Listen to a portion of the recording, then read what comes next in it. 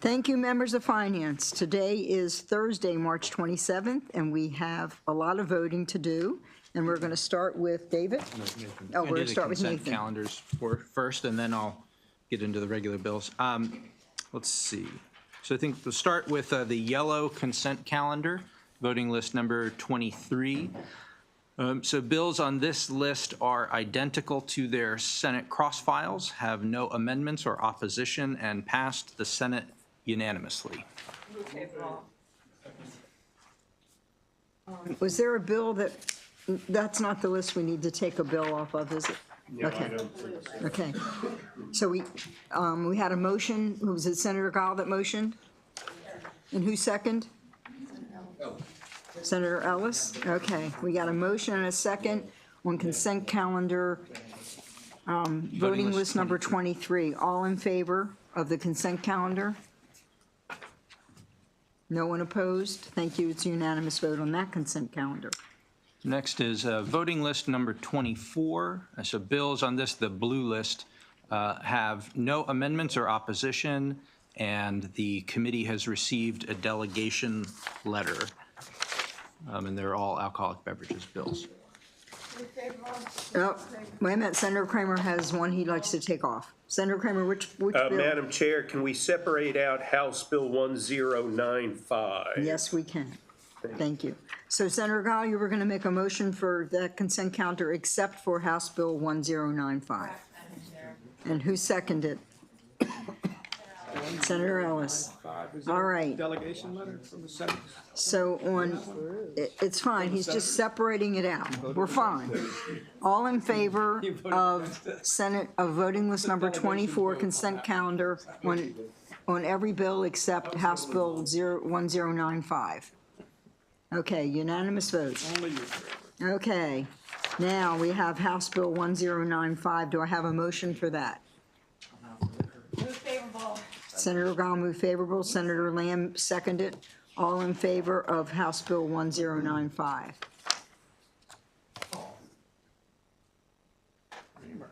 Thank you very much. We have one negative vote. Senator Kramer. Thank you. All right. I think we can move along to voting list number 22, starting with Senate Bill 486. So the next three pairs of bills on this are what I'm going to call a Senate Bill, House Bill two-step process. So first, the committee is going to be asked to consider a Senate bill with amendments that align the Senate bill with the House bill cross-file. And then second, next on the list, the committee will be asked to consider the House bill cross-file, which will have no amendments and will be identical to the Senate bill that the committee had just voted on. And so the advantage of doing it this way is that I can describe the amendments being offered on the Senate bill and give you a little bit more detail about the changes that the House made to the bill instead of just giving you the general summary of the House bill. So the first bill then is Senate Bill 46, which as amended and shown in the reprint before you is identical to House Bill 672. And the bill requires the Department of Health and the Department of Education to conduct an annual assessment of the school health and wellness personnel workforce in the state. So MDH and MSDE must jointly submit a report to the General Assembly by December 1st, 2027, and then annually thereafter. And then the bill also adds a school nurse member to the Maryland Council on Advancement of School-Based Health Centers. So the amendment requires MDH and MSDE to publish report findings on their websites, and so that can be found on the bottom of page 4 of the reprint. Also requires MDH to consult with associations of school health and wellness professionals on strategies to improve the recruitment and retention of such personnel. That's also on page 4. And so a motion favorable with amendment would be appropriate for this Senate bill. Senator Lamb moved favorable. Do I have a second? Second. Senator Ellis seconded. All in favor of Senate Bill 486? Unanimous vote. Thank you.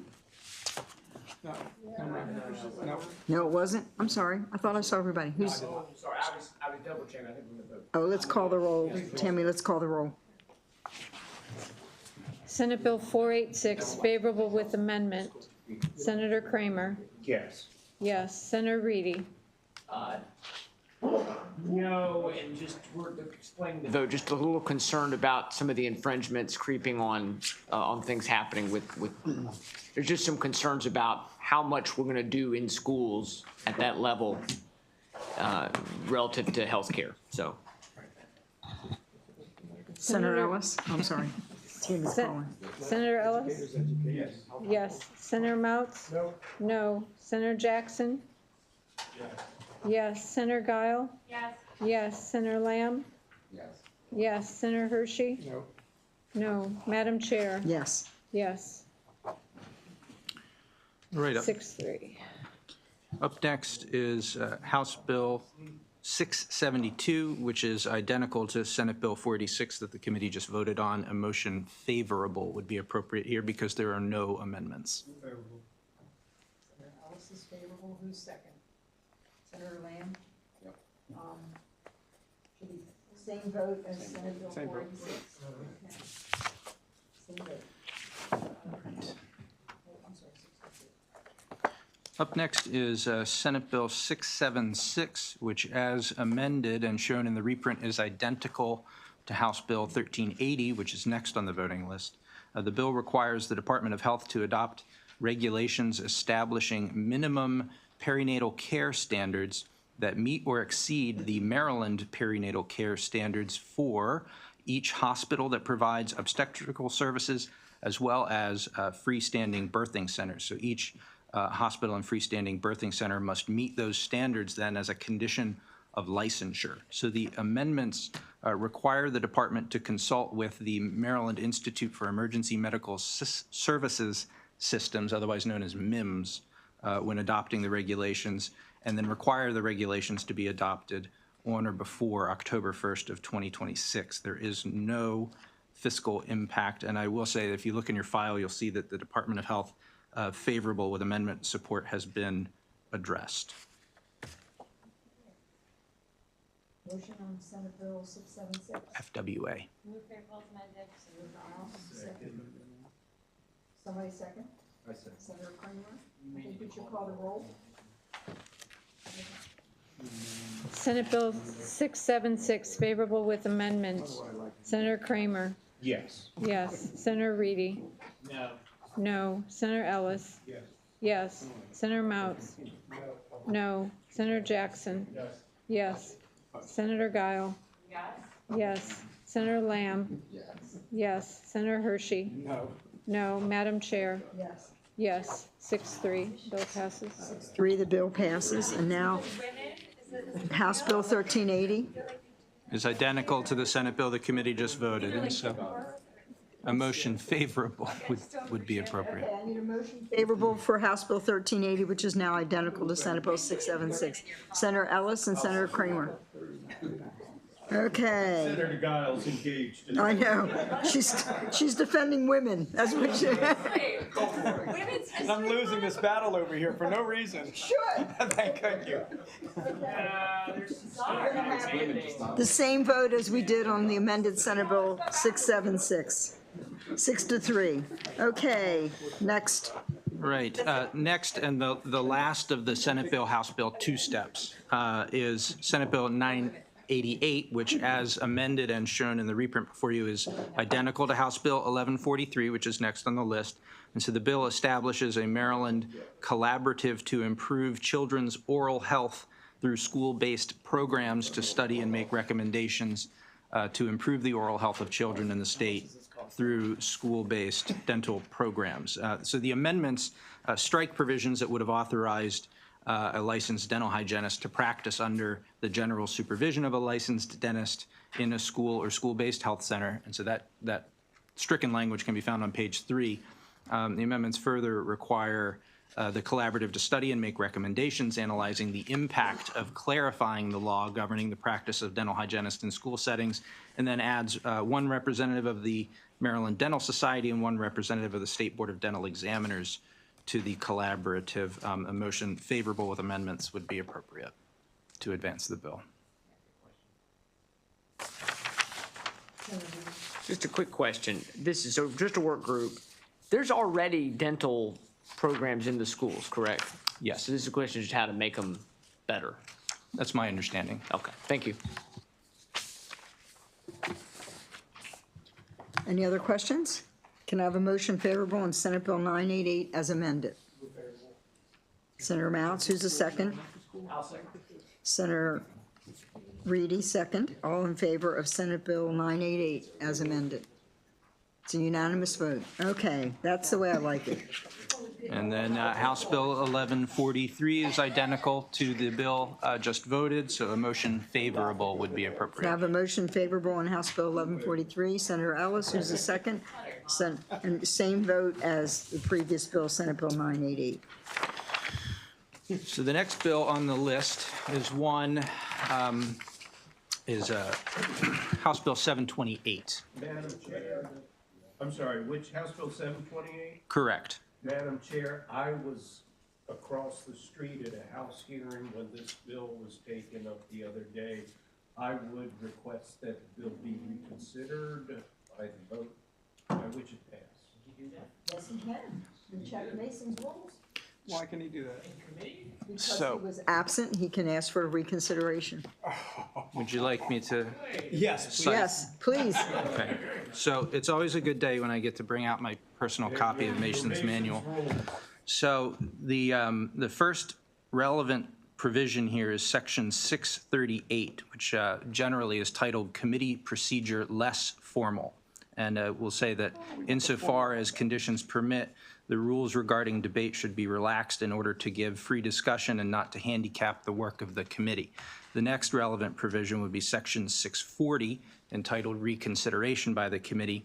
And the pertinent part says, a reconsideration can be moved at any time while the proposal still remains before the committee, and that a reconsideration may be moved by any member, even though that member was absent when the vote was taken. And so in this instance, Senators Kramer, Washington, and Mounts were absent, and therefore would be able to move for it to be reconsidered.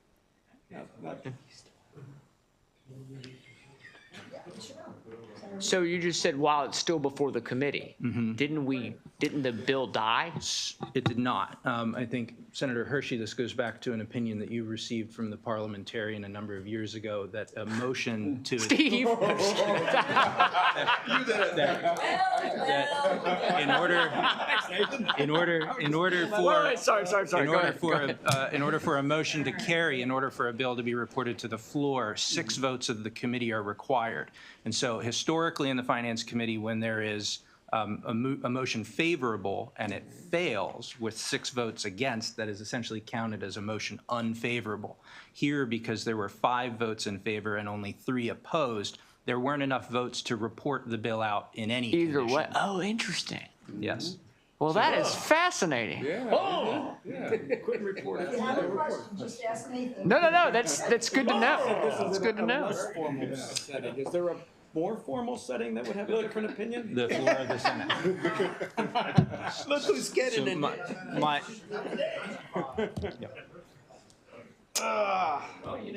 The more you know. The chair said it was okay. I'll bet Sarah. More importantly, the chair said The it rules was are made okay. to help you if you know. I bet I know what that opinion was for, Oh, too. I know exactly what it was for. and Yes, you do too. Madam Chair, would you like me to summarize House Bill 728 very briefly? No, I think we can just take a vote on it. Very good. We need a vote to reconsider. Okay, Oh, did you want to? we need a vote to reconsider. So, Senator Kramer, you raised the motion to reconsider? Yes, ma'am. And Senator Ellis, you seconded that? Second, yes, ma'am. Okay, so may I have show of hands on the vote to reconsider House Bill 728? That's 5. Oh, no, too late. No, we only need a majority on reconsideration. Simple majority. Simple majority. This is not the vote on the bill. This doesn't go to the floor. This is like a Do we have the votes to pass the bill? I believe we do. How does that work? You got the We pen. just have it. Look at this tenacious fight the Senate Republicans are putting up in finance. So by a majority, by a simple majority, we have the votes to reconsider House Bill 728. Madam Manager, will you please call the roll? 7:28. Oh, I need a motion. I need a motion. Who was the first? Ellis. Ellis was first, Guile was second. Okay. Vote for that? You voted for it yesterday. No, I'm talking about just now, for the motion that Senator No, Kramer made. we just took a hand raise. Oh, okay. 1, 2, 3. That's the one you got 5 on, and you made up another rule that said you could. So we have, I mean, this is more. It was a is simple Senator majority. Lamb on board? Yeah. He's a yes. This was the problem. You were absent and he was a no. So we said simple majority But is do what we got it, need? It was a simple majority to reconsider, and that's all. but now we need 6 to take it to the floor. As long All vote the same.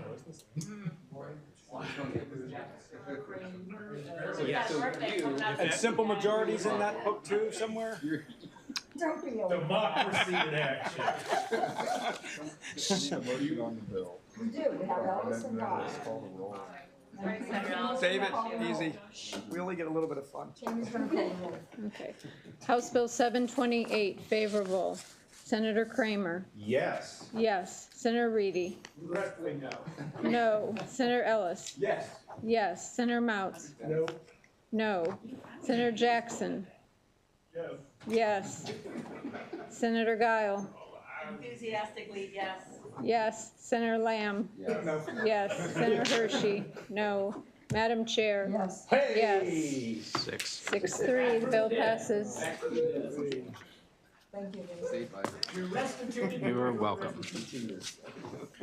The next bill on the list is House Bill 765, which authorizes a hospital to sell debt owed by a patient for hospital services to a governmental unit or an entity under contract with the unit, or to a tax-exempt nonprofit organization for the sole purpose of canceling the debt.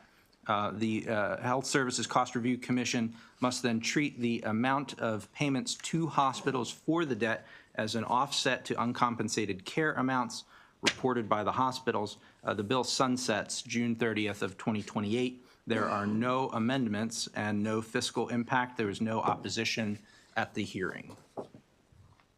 Senator Guile, thank you. Who has a second?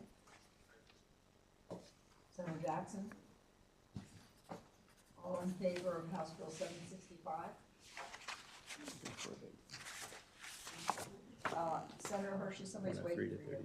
Oh,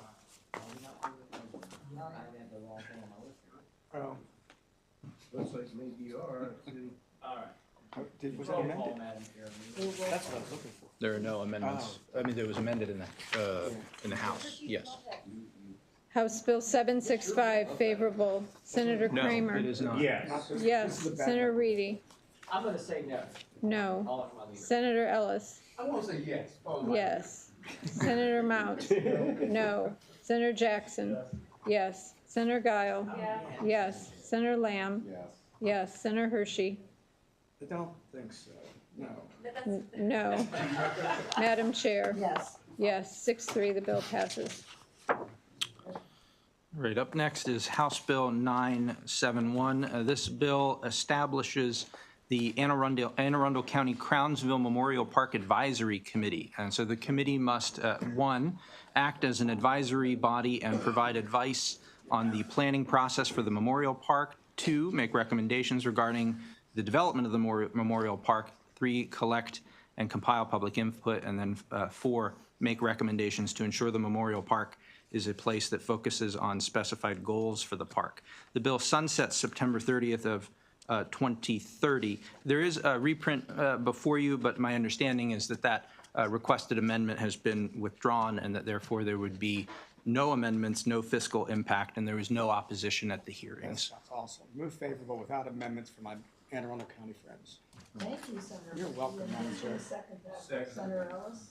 There you go. All in favor of House Bill 971? Senator Reedy? Okay, unanimous. Okay. Next. Yes, is House Bill 1066 that requires the Commission on Behavioral Healthcare Treatment and Access to establish an additional work group on improvement of health, social, and economic outcomes related to substance use. The work group must evaluate and review specified issues, including Department of Health regulations on standards for the discharge of patients from substance use treatment programs. And the work group must make recommendations on changes to state laws, policies, and other practices. And so there are no amendments. There is no opposition at the hearing. I need a minute. I have an email on this one. Give me a second.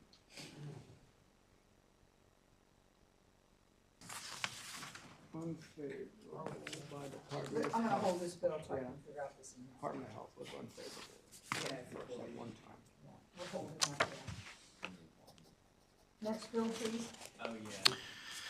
Next bill is House Bill 1100.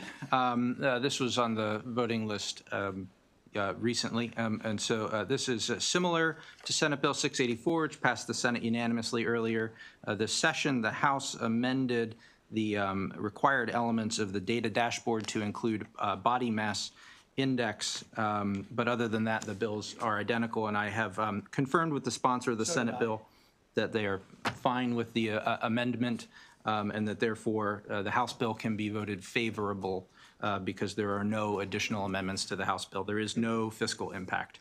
That's correct. Can I have a motion favorable on House Bill 11, Senator Ellis, have a second? Second, Senator Reedy, all in favor of House Bill 1100? Any opposed? Okay, all in favor? 0. House Bill 1131 establishes the buprenorphine training grant program in the Department of Health to assist a county with offsetting the cost of training paramedics to administer buprenorphine.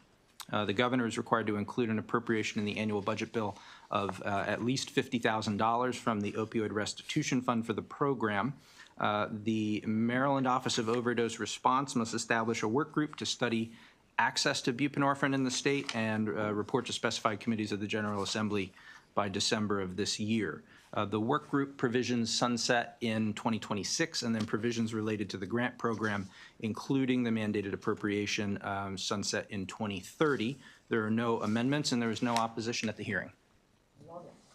Senator Ellis. I think I missed this hearing on this bill for testimony elsewhere. So what is buprenorphine? Is that a treatment for opioid or I believe it's a treatment for opioid withdrawal symptoms. Okay.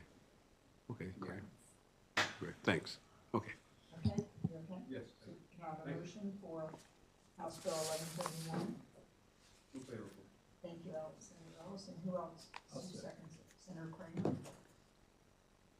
Do we need to call the roll, or can we have a mandate on 1131? Okay. House Bill 1131, all in favor? Up next is House Bill 1335. So as amended and shown in the reprint, House Bill 1335 is identical to Senate Bill 910, which passed the Senate unanimously earlier this session. The bill establishes a special event venue, beer, wine, and liquor license in Caroline County. The amendments align the bill with the Senate bill, and so a motion favorable with amendment would be appropriate. I have a motion favorable with amendment. Senator Mount, 2 Second. seconds. I'll second. Is that Senator Hershey? Okay, all in favor of House Bill 1335 with amendments, right? Unanimous vote. Okay, House Bill 1478. Yes, House Bill 1478 requires the Department of Health by December 31st of this year to report on the feasibility of establishing and maintaining an online directory of home health care providers. The department must consult with specified stakeholders and submit a report to the Senate Finance Committee and the HGO over in the House. There are no amendments. There is no fiscal impact. I'll note that the Department of Health FWA, as listed in the file, is meant to support the bill as it was amended in the House. So a motion favorable would be appropriate. Senator Mount, can I have a second? Second. Senator Ellis, all in favor of House Bill 1478? Unanimous vote. Okay. House Bill 1481 establishes an adapted vehicle access pilot program in the Department of Disabilities to provide adapted vehicles to eligible individuals who do not qualify for other programs offered by the department that provide access to those adapted vehicles. The department must prioritize individuals who reside in areas with limited access to public transportation. The department is required under the bill to submit a specified report by December of 2028, outlining the work of the pilot program and recommending whether the program should be extended or expanded. The bill otherwise sunsets in 2030. There are no amendments. There is no fiscal impact. There is no opposition at the committee hearing, so a motion favorable would be appropriate. Have a motion favorable on House Bill 1431. 81. Is no one going to motion favorable? Favorable. Senator Howe, seconded Senator Lamb. All in favor of House Bill 1431.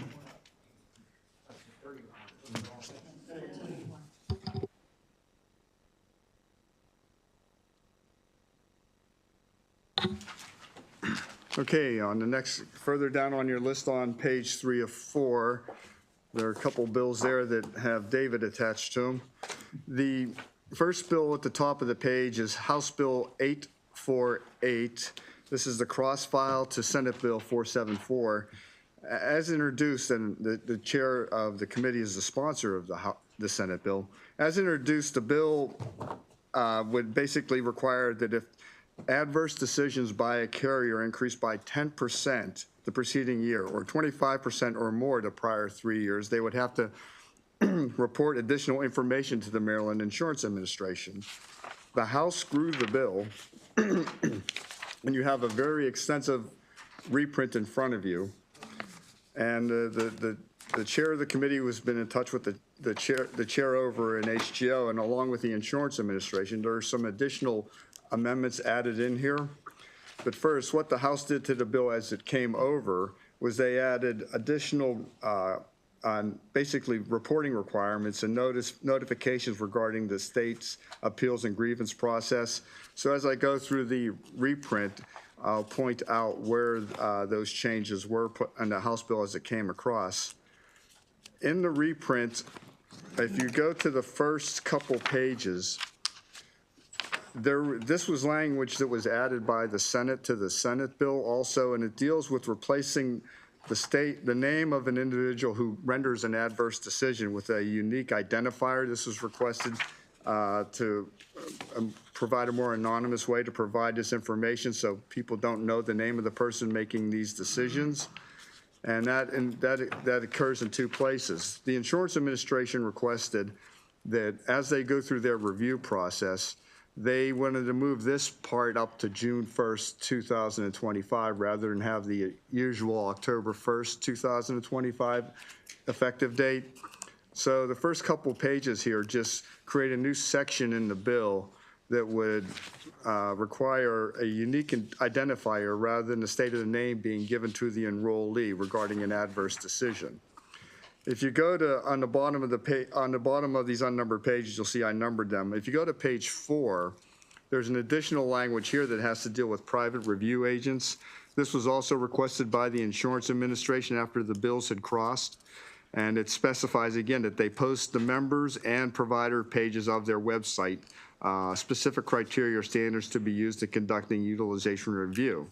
So it just, again, requires more disclosure for private review agents as the MIA is reviewing their work over the next couple months. And that also will take effect on June 1st, 2025. At the middle of that page, you'll see there's section 2. And this, all of these, everything that follows will take effect on a normal October 1st, 2025 instead of June 1st. And at the bottom of the page, this was language added by the House, and it's maintained here. There's just more disclosure about grievance procedures if you go to the next page. And then continuing on page 6, again, there's more notification regarding the appeals and grievance process as it relates to what the information the carriers have to provide. On page 7, all of this language is struck, and that's a technical change because of the things that were, how the amendments had to be drafted. So nothing is going away here, it's just struck in this part and replaced by other parts of the amendment. And then we go all the way to page 11 at the bottom.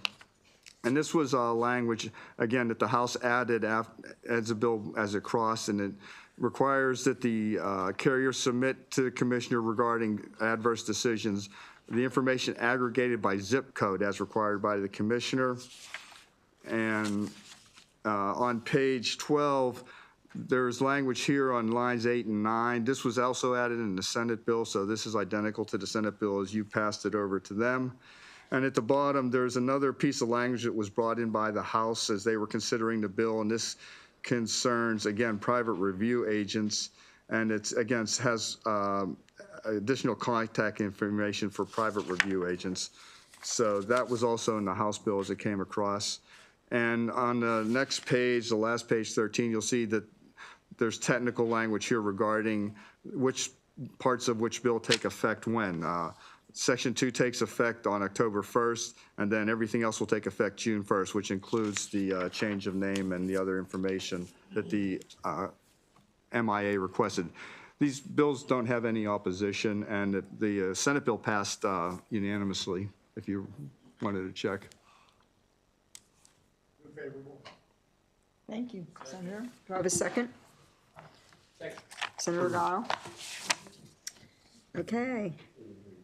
All in favor of House Bill 848 As amended. as amended? Sometimes the simplest bills turn into a problem. Or not. Did you have a question, Senator Gall? No. All in favor? Voting. Any opposition? Okay, we're good. Okay, House Bill 850. Okay, so in the reverse of how we usually do this, House Bill 850 is a cross-file to Senate Bill 3, but I'll just go straight to 850.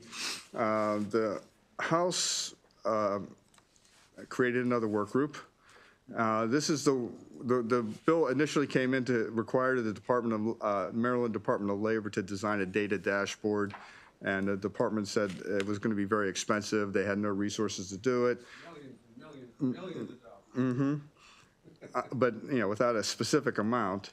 And so the House established a work group on the bill as amended establishes, House bill establishes a work group on the creation of a data dashboard for public work contracts and apprentices to study the most efficient and cost-effective method to create a publicly available data dashboard that disaggregates the information regarding public contracts with the state and make recommendations. This report is due on or before January 7th, 2027, and I'll point out that the work group, if you want to go to page 2 of the bill, you'll see that the work group consists of 3 members of the Senate, 3 members of the House, the Secretary of Labor, and some other folks. And you have a piece of paper, you should have a piece of paper with an amendment by Senator Reedy. During the hearing on the House bill, folks from the Associated Builders and Contractors and independent electrical contractors requested an amendment that they be added to the work group. So that's an amendment offered by Senator Reedy to add them. And so that's what the bill you have in front of you. And if you're okay with it, then the Senate bill will be amended accordingly. And you have a reprint in front of you, but it doesn't have the Senator Reedy amendment. That will have to be added to the Senate bill. I want to know what 3 senators want to serve on this work group. That could be a problem. Vote no to get off of it? Yes. Reduce I think Senator Lamb would be appropriate. He's looking for things to do. All right, well, we'll figure that out later, but can I have a motion on the amended bill? Am I doing Senate bill? What am I asking? You're doing 850 with an amendment. Can I have a motion on Senate Bill 850 as amended? House Bill 850. 850 as amended. That was Senator Ellis. Can I have a second? Senator Lamb, thank you.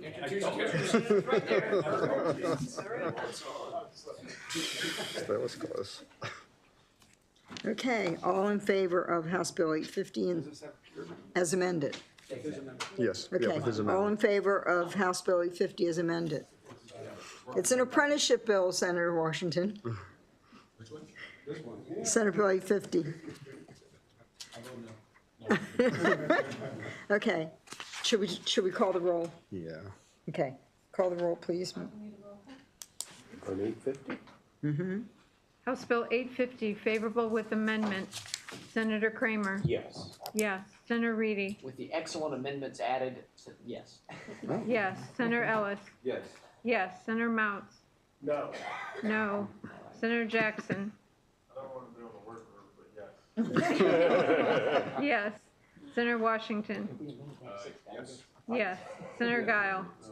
Yes, also hard pass on certain. Yes. Senator Lamb? No on the work group, but yes on the bill. Yes. Senator Hershey? I don't want to be on it, yeah. No. Madam Chair? Yes. Yes. I don't want to be on the work group either. Okay, so the next bill on the list is Senate Bill 3, which you have a reprint, but that doesn't include Senator Reedy's amendment, but that can be added, so you would just, to conform it to the House bill, it'd just be, favorable with amendments. All right, so Senate Bill 3 will be the same vote as House Bill 850. Is there an objection? Do I have a motion? Motion? Yes. Yes, Senator Washington motioned. Who's the second? Second. Okay, same vote as House Bill 850? 7-2? Okay, thank you. Question. Yes, sir. Will the amendments change the title of the Everything, bill it'll to look match exactly like the House okay, bill. great. Thank you. You have the reprint in front of you. You can see what it'll look like. With that, I still have to add Senator Reedy's amendment. Tell me you want me to read? Yeah. Work group on the creation of a data dashboard for public work contracts and apprenticeships establishment. Okay. Okay, the next bill on your list is House Bill 869. This is the Preserve Telehealth Access Act of 2025. You passed the Senate Bill 372 a while ago, and that passed the Senate unanimously.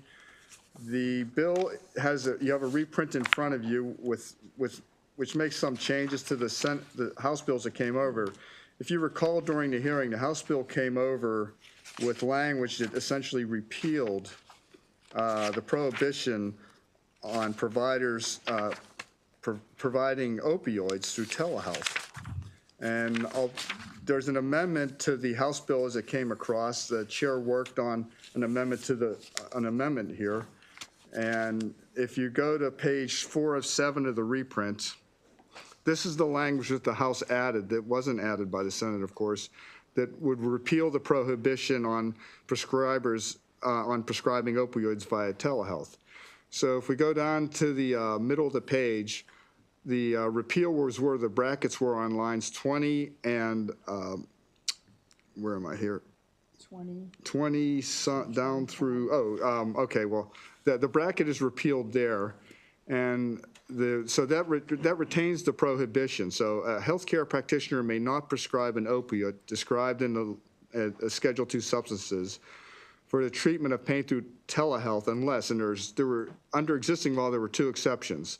The individual receiving the prescription is a patient in a healthcare facility, or the governor has declared a state of emergency due to a catastrophic health emergency. So the repeal is maintained, but a third condition is added instead. So it'll say, unless there is an established bona fide practitioner-patient relationship in which the healthcare practitioner has ongoing responsibility for the assessment, care, and treatment of the patient, and the healthcare practitioner or another healthcare practitioner in the same group practice previously conducted an in-person assessment of the patient. So there first has to be an inpatient assessment of the patient, and then there has to be an ongoing bona fide relationship between the patient and provider for them to be able to prescribe opioids via telehealth. So there's 3 instances where it may be allowed, but generally it's still prohibited generally. And this is an amendment that was worked on by the chair and offered by the chair. And took a weekend. Senator Lamb? Yeah, I remember having a question about this piece when we had the hearing. I think this addresses my question. Does that make sense, David? I wasn't sure what the question was. It came as a straight repeal, so they just took it out. Right. And Yeah, I think- anybody could, subject to, there's language here that says, as long as they're doing it under any other type of federal or state guidance, it has to be done under those guides. But this maintains the repeal and basically adds a third condition where opioids are generally allowed. They still are subject to, they'll still be subject to any applicable regulation, limitation, and prohibition in federal and state law regarding the prescription of controlled dangerous substances. So that still is there also. Right, so they can still do, because this exemption is in here now, they can still do some of this by telehealth. Yes, yes, Okay, and maintain. right. Senator, I didn't feel comfortable just giving it that every doctor could prescribe opioids on telehealth by phone. We've worked too hard to limit the amount of opioids. So if it's an ongoing relationship, as they explained to me, you could have somebody with sickle cell anemia that needs pain medication every 30 days. They have a regular doctor. That doctor can prescribe the renewal every 30 days. That's why we worded it the way we did. And, I guess in this instance, as long as they've seen them once, they can have a bona fide patient-physician relationship and then kind of go from there. Yeah, okay. Other questions, Senator Reed? Comment and say, I think it's a good compromise, because I've had people before that were legitimately had been using a particular type of opioid for a long time. And some of the things we did to protect against opioids made their life a lot harder. And trying to remove those restrictions, of course, didn't work. And so I think this is probably a really good way to, I know you worked hard on it, but a good way to kind of cut the mustard. Senator Lamb, you still have a question? Oh, no. All right, can I have a motion favorable on, Senator Mounts? I got the motion, Senator Mounts. Do I have a second? Second, Senator Washington. Okay, all in favor of House Bill 869 as amended? Unanimous vote, thank you. Yes, I know I wasn't here for the other votes. Can I be recorded and agreed for the other bills we went through? that's going to be up to our manager. Yes, she can take care of that. Thank you. I wasn't sure with the new system. I got in trouble yesterday. Okay, moving down the list, there's two bills that are cross-filed, and they were held from the previous voting session. This deals with the no-step therapy for the use of insulin to treat insulin that is used to treat insured or enrollees type 1, type 2, or gestational diabetes. So the House sent the bill over and removed another reason for not having step therapy, and that would be an insulin analog or other prescription drug that performs a similar function. The House took that out and left it that there's no step therapy for insulin used to treat an insured or enrollees type 1, type 2, or gestational diabetes. That's in the House bill. The Senate bill is similarly amended, so it'll read the same way. You have that reprint in front of you also, and Senator Lamb held the bill. Do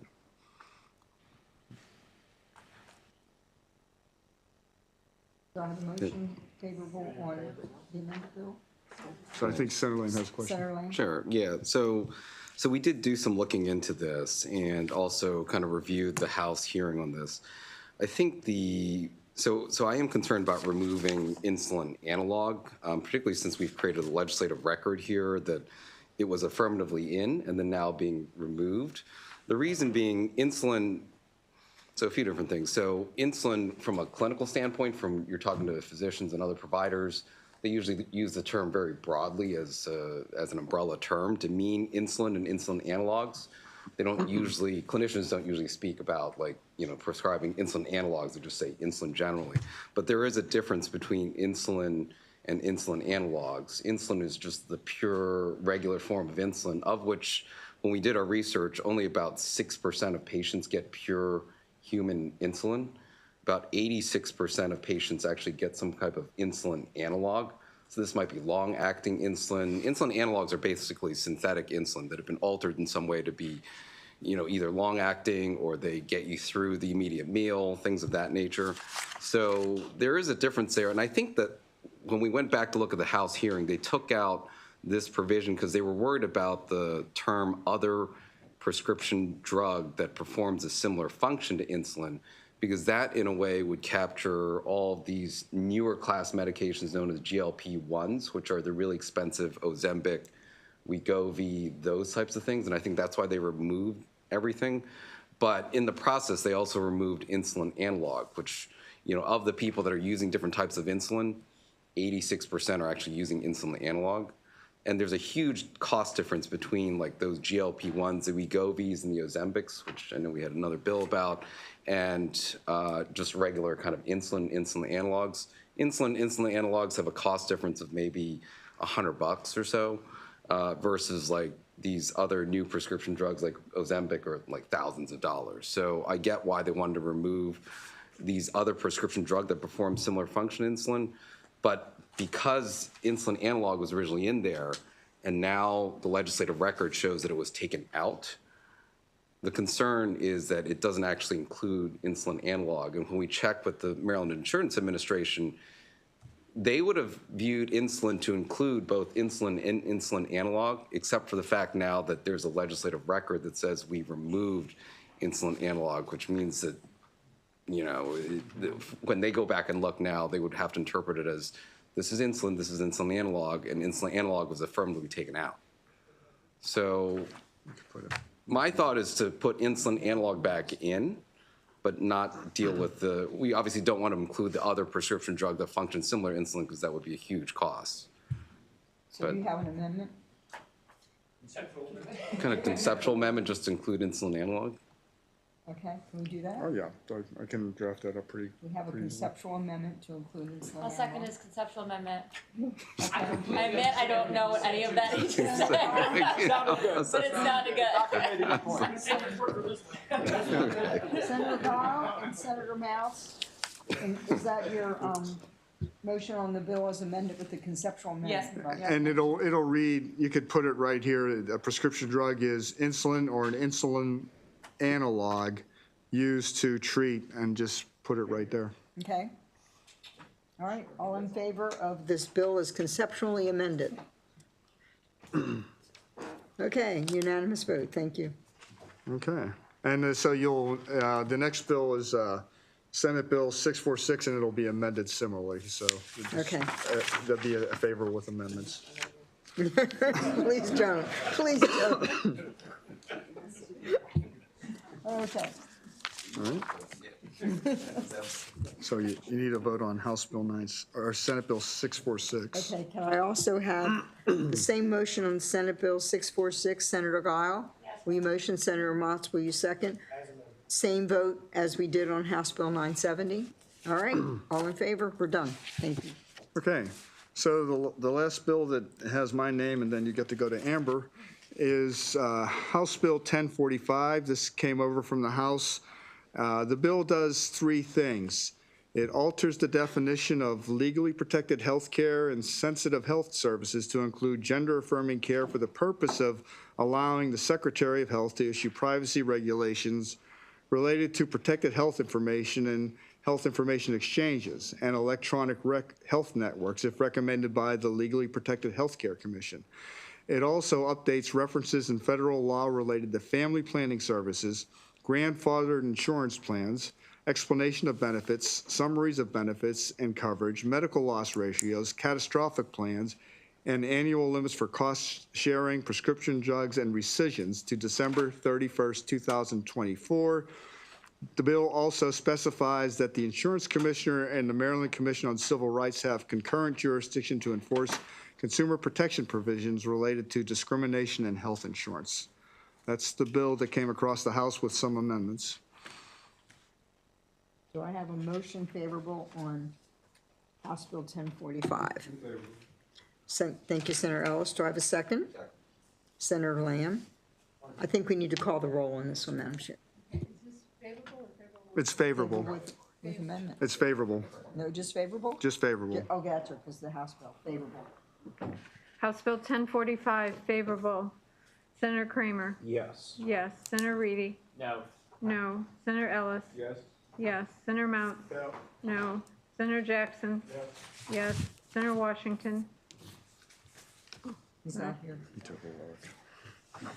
Senator Guile? Yes. Yes. Senator Lamb?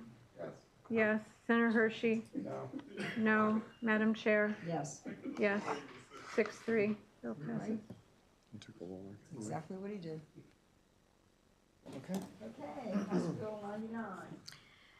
House Bill 99, as amended, is identical to Senate Bill 571, which passed the Senate unanimously earlier this session. The bill generally limits the issuance of Class A and Class D off-sale licenses in certain assessment districts of Anne Arundel County based on a population ratio quota of 1 license for every 3,500 individuals. I did give you a reprint of the bill, even though it's identical to the Senate, where the Senate passed it, so you could see the difference in the quota numbers. And our Anne Arundel County delegation members can add anything if they would wish. I have a but there's no- question for my chair of my delegation. I thought they sent it over with 3,750. Did they agree to 3,500? My understanding from speaking with the Licensed Vouchers Association is that they were basically telling the House, just accept it with whatever the Senate has, that they don't want to let the bill die with the 250 Okay, population difference. so we're okay on this bill. Yes. Thank you, Madam Chair. Thank you, Madam Chair. Okay. Need a motion on, Airplane? I need a, Senator Lamb? Quick question. So just to clarify, so it is 3,500 now? 3,500. The House bill came over with 3,750, and so the reprint will show that being stricken and replaced with the 3,500 So do I have a motion favorable? with Senator Lamb? amendment. As amended. Motion favorable as amended. Senator Guile, you have a second? Yes, Madam Chair. All in favor of this local bill, House Bill 99, as amended? Thank you. Unanimous vote. Okay, next on the list, you have House Bill 107. It's just similar to Senate Bill 49, which passed the Senate unanimously earlier this session. Generally, the bill establishes a regulatory framework to govern automatic renewals between a consumer and a seller, in which a paid subscription is automatically renewed at the end of a subscription term. The bill also requires that the seller allow a consumer to terminate an automatic renewal on a simple, cost-effective, and widely available mechanism. Certain entities are still excluded from the bill, and a violation of the bill is an unfair, abusive, or deceptive trade practice under the Maryland Consumer Protection Act, subject to the civil penalty provision, but not the private right for private action for damages or criminal penalty provisions. The amendments before you in the reprint conform the bill to its Senate cross-file and additionally excludes, if you look at page 6, additional regulated entities. So any entity or any affiliate of an entity regulated under the Maryland Service Contracts and Consumer Products Guarantee Act. There's no fiscal impact. On House Bill 107, it's not as amended, right? Is as amended, we is. conformed it to That's the right. Senate bill with one additional amendment. House Bill 107, do I have a motion? Senator Washington, do I have a second? I'm sorry, Senator Jackson. You sit on the end, I mean, you know. And do I have a second? Senator Gall, can you second that for me? Okay. All in favor of House Bill 107 as amended? It is identical to the Senate bill, except it adds, it makes a clarifying change on page 3 to add the term unreasonably, and then at page 6, it excludes an additional entity for those regulated under the Contracts and Consumer Products Guarantee Act. Can you change one word to seller? Not in this bill. That's, you're thinking of a different bill, I believe. Yeah, different bill. Person to seller. Great. Okay, all in favor of House Bill 107 as amended? Okay.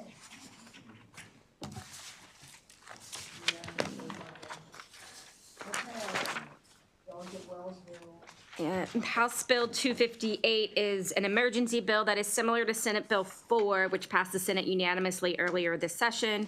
The bill modifies the statutory structure of the West North Avenue Development Authority to more closely align with that of the state of a state economic development authority.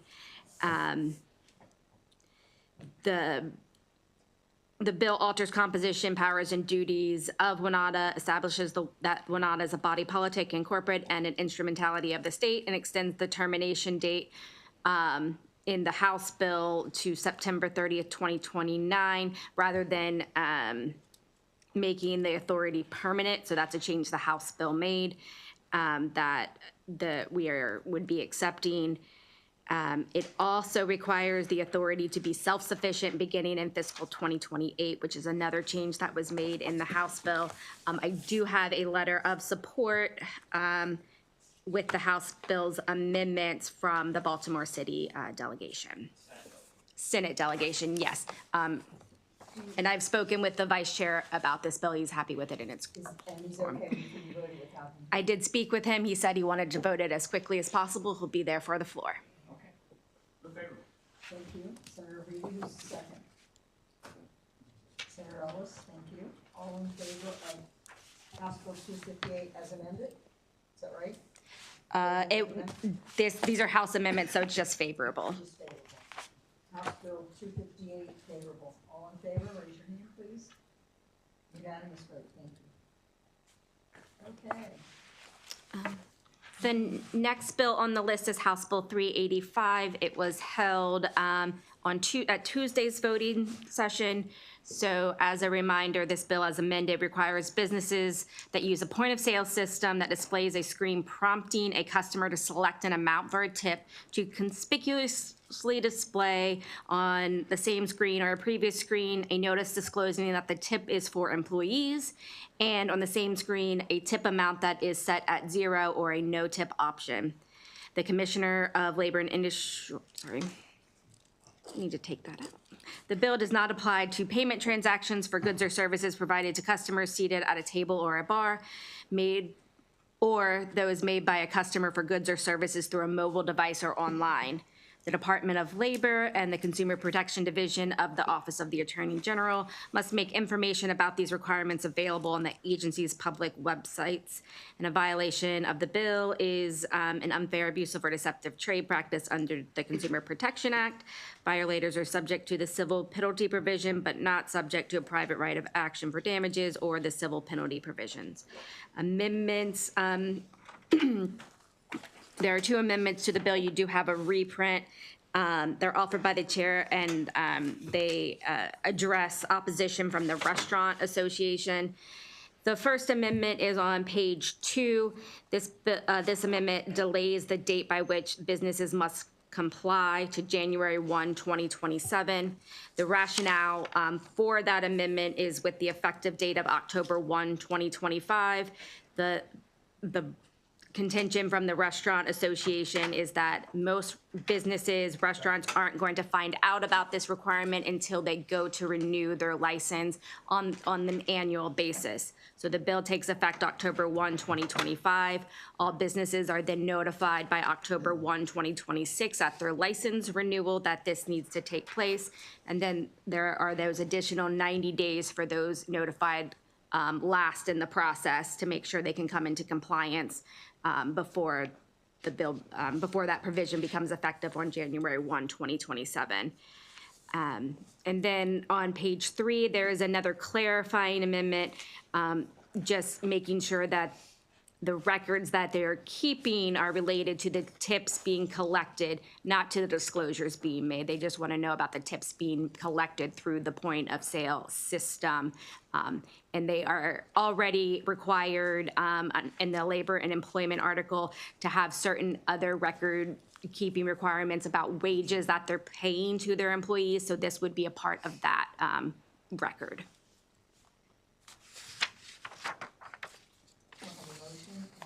It would be favorable as amended. Move unfavorable. I don't know how to handle that. I could tell by your eyes. Your glare at me. Okay, we have an unfavorable and a second. Madam Madam Manager, please call the roll when an unfavorable. House Bill 385, the motion is unfavorable. Senator Kramer? No. No. Senator Reedy? Yes. Yes. Senator Ellis? No. No. Senator Mounts? Yes. Yes. Senator Jackson? No. No. Senator Guile? No. Senator Lamb? No. Senator Hershey? Am I the only one enthusiastic about my vote? Yes. Yes. Madam Chair? No. No. Senator Lamb moved favorable. Do I have a second for Senator Lamb? Senator Ellis? All right, now we're going to take a vote on the favorable. And it's favorable as amended. Favorable as amended. Senator Mounts had a question then. It's either now or the floor, but I don't want to debate the bill. We already voted. I just want to make it clear that this is bad policy. It's a slippery slope, and it doesn't achieve, in my view, any of the purported goals. And it still has the Attorney General's Consumer Protection Division included in the enforcement provisions of the bill. Is that correct? It would be a violation of the Consumer Protection Act, which is enforced by For the Consumer tipping, which is, I don't know, I hear that whistle in the background. Anyway, I just want to raise a couple points about this. It should be in the Department of Labor. It doesn't truly protect the employees. There's a lot of things here, and I'll just leave it at that. Senator, I know that you own a business that has tipping, so we appreciate your comments. Senator Reedy? No, I just put my light, I didn't know I was next. Okay, I would just like to say this. We talk all the time about the need for economic development and growth in the state. We're having a huge debate in this General Assembly about taxes versus budget spending versus priorities.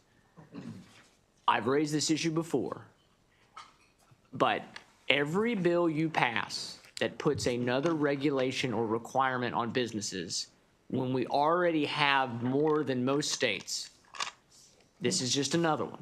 And I don't like all the tipping screens, and I understand the suspicion about tipping, but there really hasn't been anybody come forward and really complain that this is a huge problem, that somehow tips are not getting to employees.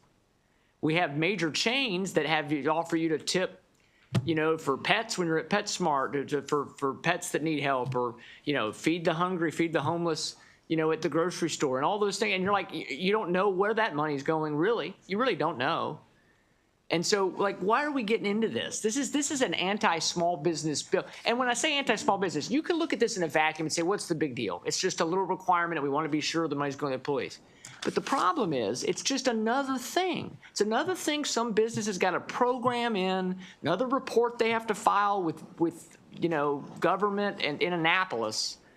And it's even going, as Senator Mounts said, it's even going to the wrong place. It should be going to the Labor Department. I mean, at very least, we ought to amend this to say the Labor Department oversees this.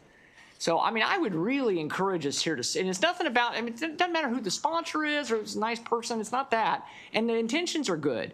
But for Pete's sake, can we just stop piling on? We're already going to raise taxes on all these businesses for computer services, probably. So, I mean, I oppose this bill for that reason, and I'm probably fighting harder about it than I would if it wasn't the situation we're in with how much we put on these small job creators in our state. Thank you, Senator. Senator Guile. Thank you, Madam Chair. Senator Mounts made a good point. Who are we trying to protect here? Try to protect the employees that say they don't get the tips. But they're not the consumers then. Why is it in the Consumer Protection Act? Why does it, why does it? It's not the consumer. Why isn't it Department of Labor? Exactly. If this is an employee protection measure, why does it refer back to the Consumer Protection Act? I don't know. I mean, maybe, I don't know. Let's hold the bill. Let's hold the bill. See next week if you can get an answer from analysts. Thank you, Senator Hershey, for turning off your light. You're welcome, Madam Chair. Okay.